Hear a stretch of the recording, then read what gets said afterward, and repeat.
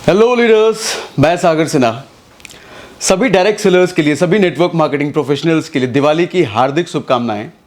और इस दिवाली आप लोगों के लिए एक मैसेज शेयर करना चाहता हूं, जो हम सभी लोगों के लिए, सभी नेटवर्क मार्केटिंग प्रोफेशनल्स के लिए ग्रो करने के लिए, सफल होने के लिए इसका सार, इसका भावार्थ यानी इसका मोरल ऑफ द स्टोरी समझना ज़रूरी है।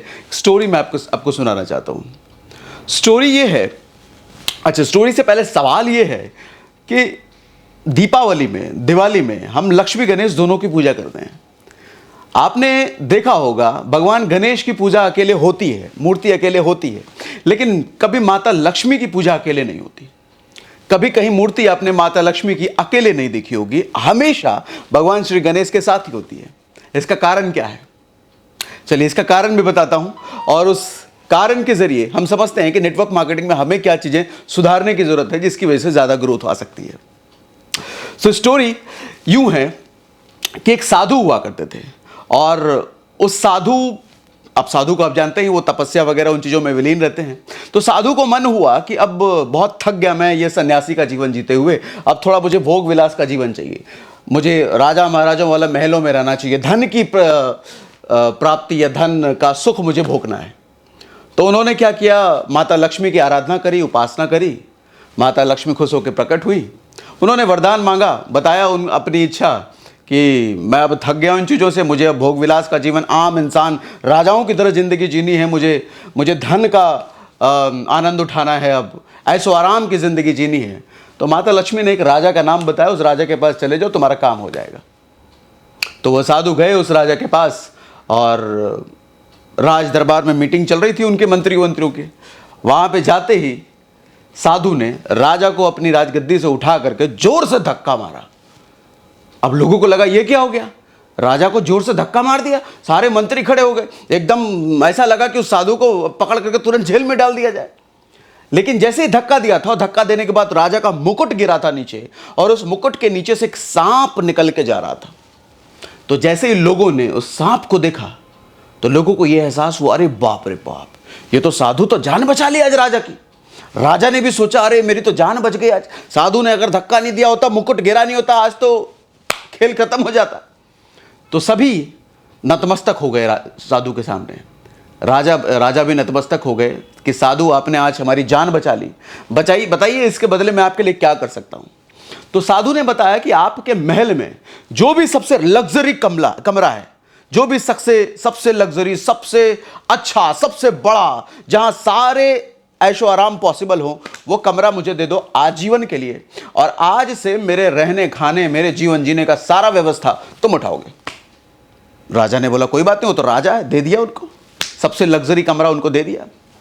अब साधु रहने लग गए, और रहने लग गए, सब कुछ ठीक चल रहा था, अच्छा चल रहा था। एक दिन क्या हुआ, राजा अपने कमरे में अपनी रानियों के साथ थे, और वहां पर अचानक साधु घुस गए रानियों के साथ कमरे में। तो राजा को थोड़ा अजीब लगा, ये रानियों के साथ अचानक से मेरे कमरे में घुस गए। अब जब तक साधु राजा कुछ समझ पाता, साधु ने तुरंत उस राजा का हाथ पकड़ करके जोर से उसको दौड़ाना शुरू कर दिया, हाथ पकड़ करके खींचना शुरू कर दिया। राजा समझ नहीं पा रहा था ये क्या हो रहा है, पूछ रहा है भैया साधु बताओ ये क्यों कर रहे हो, ऐसा क्यों कर रहे हो। रानी भी देख रही है, सारे देख करके दंग है, हाथ पकड़ के खींच रहा है, दौड़ा रहा है, और दौड़ाते राजा को महल के बाहर लेके गया। और जैसे ही राजा और साधु महल के बाहर गए, देखा महल पूरा ध्वस्त हो गया, गिर गया।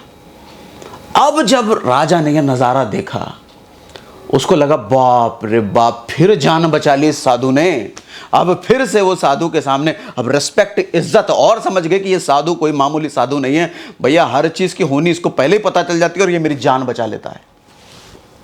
अब फिर से एक बार साधु के लिए और इज्जत बढ़ गई कि जान बचा ली। अब राजाओं के पास तो कई महल होते हैं, दूसरे महल में रहने लग गए ये लोग। अच्छा, दूसरे महल में जैसे ही जा रहे थे, प्रवेश कर रहे थे ये, वहां पर एक भगवान गणेश की मूर्ति रखी हुई थी। उस मूर्ति का डिजाइन इस साधु को पसंद नहीं आया। राजा को बोला ये डिजाइन इसका मुझे पसंद नहीं है, ये मूर्ति यहां से हटवा दो, महल से निकलवा दो ये मूर्ति। तो राजा हालांकि करना नहीं चाह रहे थे, लेकिन साधु ने बोला है, और वो भी उस साधु ने बोला है जो 2 बार जान बचा चुके हैं, तो बात को मना नहीं कर सकते थे। कर दिया, भगवान गणेश की मूर्ति हटा दी महल से। अब अब जैसे ही भगवान गणेश की मूर्ति वहां से हटती है, अब लीलाएं शुरू हो जाती है। अब साधु धीरे धीरे उठपटांग हरकतें करना शुरू कर देता है। कभी वो उसके राज प्रजा के साथ बदतमीजी कर लेता है, कभी रानी के साथ हल्की फुल्की बदतमीजी कर लेता है, कभी राजा के साथ बदतमीजी कर लेता है। यूं समझो उसका दिमाग अब थोड़ा भ्रष्ट होने की तरफ जा रहा था। एक दिन उसने एक्सट्रीम कर दिया, राजा की रानी के साथ उसने एक्सट्रीम लेवल की बदतमीजी कर दी, छेड़खानी कर दी। अब राजा को रहा नहीं गया, अब लगा कि बहुत हो चुका है इस साधु का काम, अब छोड़ूंगा नहीं मैं। अब साधु को उठा करके जेल में डाल दिया। तो जेल में डाला तो अब साधु को लगा कि यार ये तो गड़बड़ हो गई, तो जेल में डाल दिया मुझे। तब उसने फिर से लक्ष्मी की आराधना करी और बताया ये सब कुछ हुआ है, आपने तो बोला था सब कुछ ठीक रहेगा, राजा ने मुझे ये कर दिया।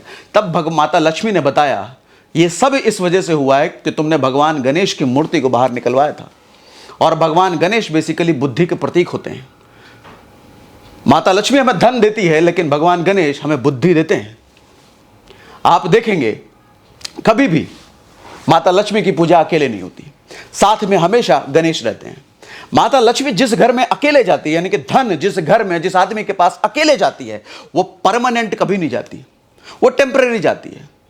और गई तो कलह लेकर के आएगी, कलह झगड़ा लेकर के आएगा। अगर अकेले माता लक्ष्मी जिस घर में जिस आदमी के जीवन में गई है, वहां झगड़ा कलह या टेम्परेरी।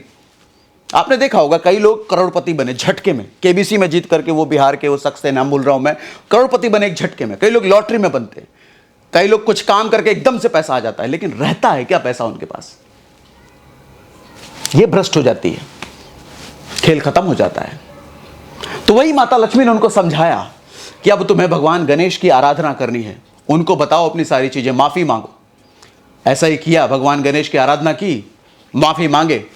भगवान गणेश ने कहा चलो ठीक है, कोई दिक्कत नहीं है, मैं राजा के सपने में जाता हूं, उसको समझा देता हूं, वापस तुमको अंदर ले लेगा वो। और ऐसा ही हुआ, भगवान गणेश राजा के सपने में गए, बोला कि उसको समझा दिया मैंने साधु को, ले लो वापस से, सब कुछ ठीक। और अब सब कुछ ठीक चलने लग गया। तो मोरल ऑफ स्टोरी समझने की बात यह है कि धन कमाना एकमात्र पर्पस नहीं होना चाहिए जीवन में। धन के साथ साथ बुद्धि भी चाहिए। बुद्धि नहीं है तो धन का वास टेम्पररी है, या अगर धन आया भी तो कलह लेकर के आएगा। इसी तरीके से direct selling professionals, network marketing professionals से मैं कहना चाहूंगा, गणेश की उपासना का मतलब, यहां पे सार समझिए, मतलब समझिए। हमें जैसे ही पैसा आने लग जाता है, हम जैसे ही थोड़े ग्रो करने लग जाते हैं, हमारी कई बार बुद्धि भ्रष्ट होती है। हम कई बार हो सकता है कि अपलाइन का मान खत्म कर देते हैं। हमें यह लगने लग जाता है जो भी हो रहा है मेरी वजह से हो रहा है, अपलाइन की वजह से। अपलाइन का क्या है? हमें लगने लग जाता है हमारी वजह से अपलाइन को पैसा जाता है, जो भी है हम हैं। यह संकेत है बुद्धि भ्रष्ट होने का। यह संकेत है पहला दिन शुरुआत हो चुका है कि बुद्धि भ्रष्ट हो रही है, और यह बर्बादी की तरफ लेके जाता है। कई बार हमें ख्याल आता है कि हमारी इस कंपनी में ग्रोथ नहीं हो रही है, तो हम कहीं और चले जाते हैं, ग्रोथ हो जाएगी। कई बार हमें ख्याल आता है कि हम अपलाइन बदल लेते हैं, ये अपलाइन हमें सपोर्ट नहीं दे रहा है, हेल्प नहीं कर रहा है, हम अपलाइन बदल लेते हैं। खैर कई बार सही भी होता है, लेकिन मैक्सिमम टाइम ये बर्बादी की तरफ लेके जाती है चीजें। समझने की जरूरत है, ध्यान दीजिएगा। मैं कई सेशंस में ये बात कहता हूं, भगवान को जब आपको दुख देना होता है ना, वो खुद आकर के आपको दुख नहीं देते, वो सिर्फ आपकी बुद्धि हर लेंगे। बुद्धि जैसे हर लिया, आदमी अपना सर्वनाश तो खुद ही कर डाल देता है। ऐसी ऐसी हरकतें, ऐसे ऐसे डिसीजंस वो लेता है कि उसके आगे की जिंदगी नर्क बन जाती है, खत्म हो जाता है।